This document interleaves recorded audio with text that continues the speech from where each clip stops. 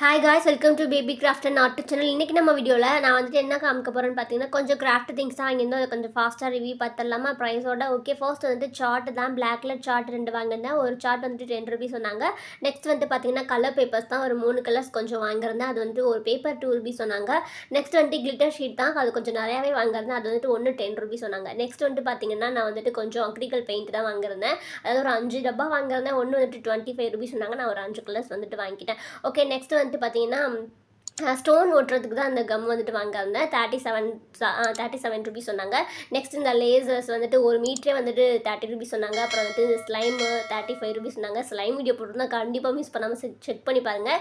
செம்மையாக நம்ம வந்துட்டு என்ஜாய் பண்ணி விளாண்டுருந்தோம். அதில் நிறைய திங்ஸ் எல்லாம் மிக்ஸ் பண்ணி விளாண்டுருந்தோம்.